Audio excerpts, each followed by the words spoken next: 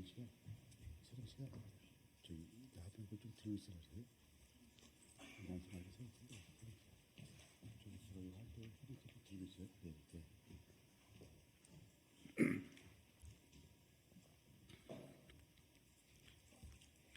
예, 인사드리겠습니다. 안양시 마랑구 출신 강덕구 의원입니다.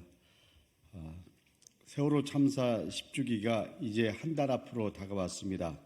저는 오늘 기자회견에서 지금까지 한 번도 공개되지 않은 어쩌면 세월호 참사의 성격을 뒤바꿔 놓을 수도 있는 객관적인 증거 자료 하나를 공개하려고 이 자리에 섰습니다.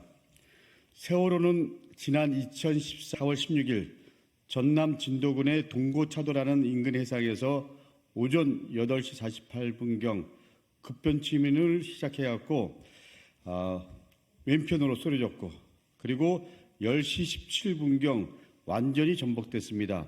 세월호 사고 후로 10년이 경과됐습니다. 그러나 아직 침몰 원인은 결론을 내리지 못했습니다.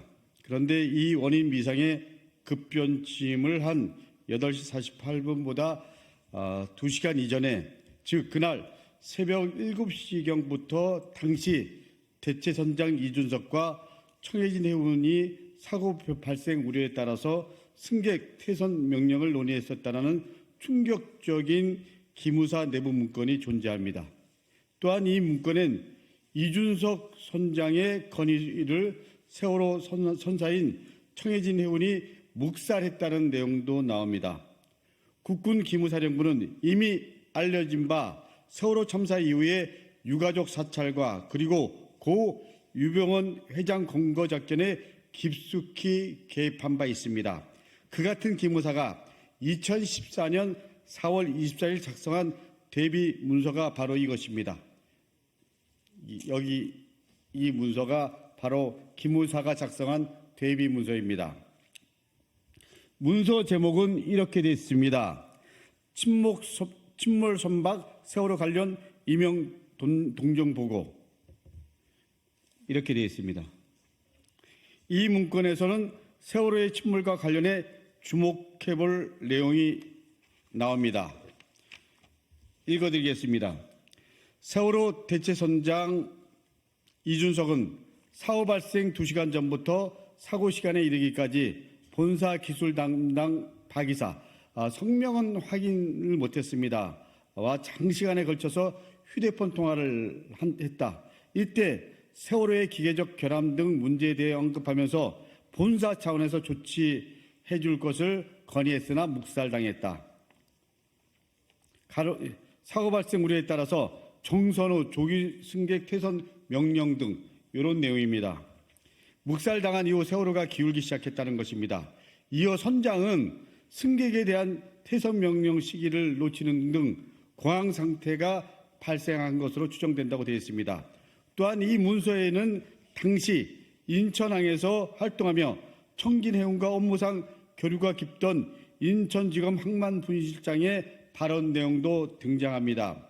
문서에 따르면 청진해운이 이준석 선장의 정선 및 퇴선 건의를 묵살한 것과 관련해 인천지검 항만분실장은 모든 선박 회사가 그럴 것으로 판단되는데 청해진의 경우도 선박에 문제가 생길 경우 선장이 조치할 수 있는 사항이 없다. 선장이 이미 판단하여 조치할 경우 선사로부터 차후에 해고될 수 있기 때문에 모든 사안은 우선적으로 본사에 전화하여 지시를 받고 조치할 것이다라고 언급하면서 이어서 선장이 문제 제기한 것에 대해 조치해주지 않았고 퇴선 명령 조치 시간을 놓치고 직원들과 탈출한 것으로 판단된다고 언급했다라는 것입니다. 문서엔 이 대목과 관련해 인천지검에서는 사회적 파장을 우려해서 조심스럽게 접근하고 있다고 첨언도 달려 있습니다. 인천지검은 공개된 문서에도 적시되어 있듯이 기무사가 이 문서를 작성했던 시기는 청해진 해운에 대한 집중 수사를 벌이고 있던 때입니다. 사건을 수사 중인 현직 검사가 세월호 사고 이전엔 퇴선 건의가 있었고 이것이 묵살된 팩트에 대해 발언하고 해석까지 내놓은 매우 구체적이고 신빙성이 높은 새로운 증거인 것입니다. 아울러 이 문건은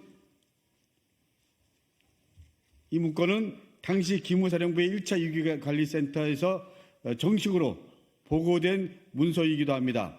국군 기무사령부의 조직 특성상 이렇게 구체적인 허위 보고가 이루어졌다고 상상하기조차 어렵습니다. 국민 여러분, 이 증거에 주목해 주십시오. 참사 후 10년 한 번도 세상에 나오지 않은 공개된 적이 없는 증거입니다. 우리 국민들께서는 삼풍백화점 붕괴라는 참사를 기억하고 계실 것입니다.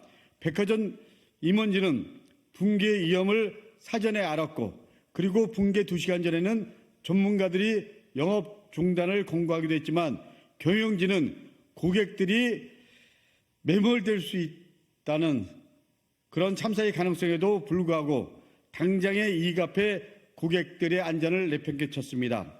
이번에 공개하는 기무사의 보고대로라면 세월호 역시 침몰 가능성을 사전에 감지해서 이준석 선장이 선사의 정성과 그리고 승객 퇴선을 건의했지만 선사가 어떤 이유에서인지 대형 참사의 가능성을 외면했다는 것입니다.